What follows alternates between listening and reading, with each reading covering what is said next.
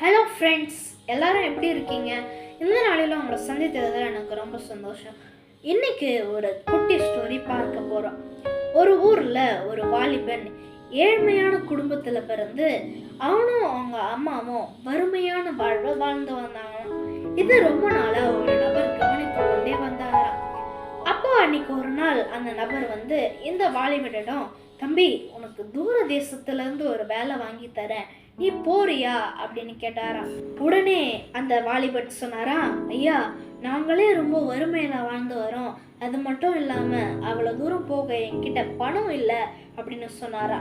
உடனே அந்த நபர் சொன்னாரா, தம்பி, அதுக்கெல்லாம் நீ கவலைப்படாதப்பா, நீ ஒரு கப்பல்ல போக போற, அந்த கப்பலுக்கு வேண்டிய அந்த டிக்கெட்டை நானே எடுத்துட்டு வந்து கொடுக்குறேன் அப்படின்னு சொன்னாராம்.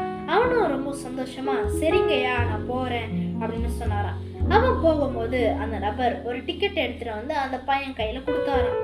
அவனும் அந்த டிக்கெட்டை வாங்கி கொண்டு தன்னுடைய பிரயாணத்தை ரொம்ப சந்தோஷமா ஆரம்பிச்சானாம். 4 நாள் சென்ற பிறகு திடீர்னு அந்த வாலிபன் மயக்கம் போட்டு விழுந்துட்டானா. உடனே அந்த சுற்றி இருக்கவங்க எல்லாம் அவனுக்கு தண்ணி தெளிச்சு குடிக்க கொடுத்து அவனை எழுப்பி விட்டாங்களாம். அதுல ஒரு நபர் மட்டும் அந்த வாலிபனை விசாரிச்சாராம். தம்பி, என்னப்பா ஆச்சு, திடீர்னு இப்படி மயக்கம் போட்டு விழுந்துட்டியே, உனக்கு உடம்பு சரியாம போயிடுச்சா அப்படின்னு கேட்டாராம். அதற்கு அந்த வாலிபன் சொன்னாரா, ஐயா, நானே ரொம்ப வறுமையில வேலை தேடி போய் கொண்டு வந்தேன் ஐயா. இந்த பிரயாணத்துக்கு வேண்டிய டிக்கெட்டை இன்னொரு நபர் தான் எடுத்து கொடுத்தாரு, அது தவிர என்கிட்ட வேற எந்த ஒரு காசும் இல்லையா, அதனால நான் 4 நாட்களா சாப்பிடாம இருக்கேன் அப்படின்னு சொன்னாராம். உடனே அந்த நபர் சொன்னாரா, என்ன தம்பி, இந்த டிக்கெட்டை உன் கையில வச்சே 4 நாட்களா சாப்பிடாம இருக்கியே, இந்த டிக்கெட்லயே நீ சாப்பிடுறதுக்கும் நீ தங்குறதுக்கும் மிச்ச எல்லா காரியங்களும் நீ அனுபவிக்கிறதுக்கும் அந்த டிக்கெட்லயே பே பண்ணிட்டாங்கப்பா, இது தெரியாம நீ 4 நாட்களா சாப்பிடாம இருக்கியப்பா அப்படின்னு சொன்னாரா.